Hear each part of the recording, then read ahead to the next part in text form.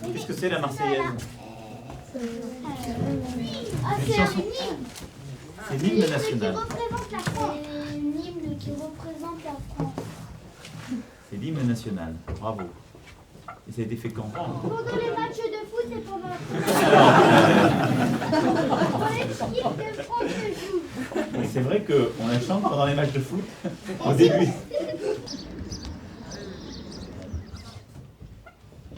Vous êtes en quelle classe là?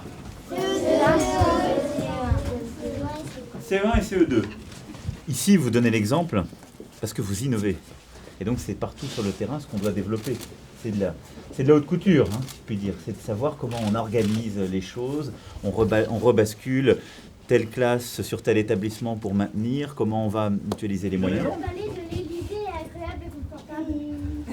Écoute, il y a à la fois des bureaux et moi j'y habite. Et donc c'est formidable parce que c'est un lieu de la République. Il appartient aux Françaises et aux Français. Et si tu veux d'ailleurs, et si vous voulez tous, en septembre prochain, il y a les Journées du patrimoine. L'Élysée est ouverte à toutes les Françaises et tous les Français. Si vous voulez, moi je peux vous y accueillir. Et on pourra faire un voyage spécial. On l'organisera avec l'Élysée comme ça vous verrez si c'est confortable ou pas. Ah bah allez, bon cours. Bonjour les enfants. Ça va?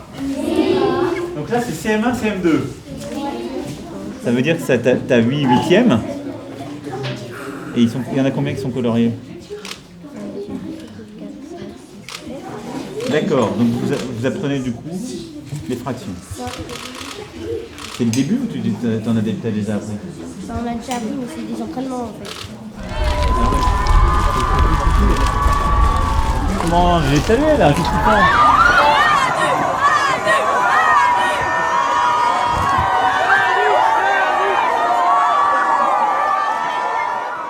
En termes de formation, de création de section, il est clair qu'on doit intégrer dans le lycée le numérique, la transition numérique, les formations aussi au métier de l'environnement. Et le fait que vous soyez tous ensemble dans un lycée polyvalent est une vraie chance.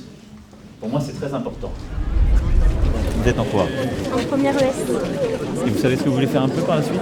Pas trop. Pas encore? Non. Ok, plus moi. Ça va?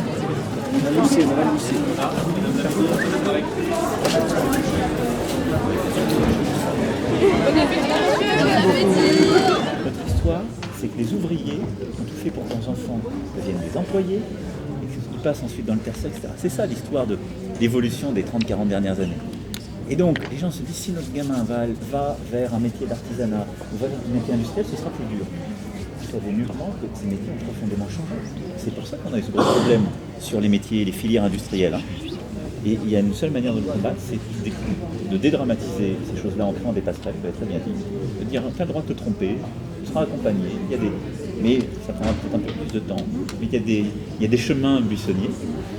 Et à côté de ça, d'éclairer les choix le plus tôt possible. Pour pas qu'il y ait une espèce d'enfermement dans une trajectoire. Merci à vous.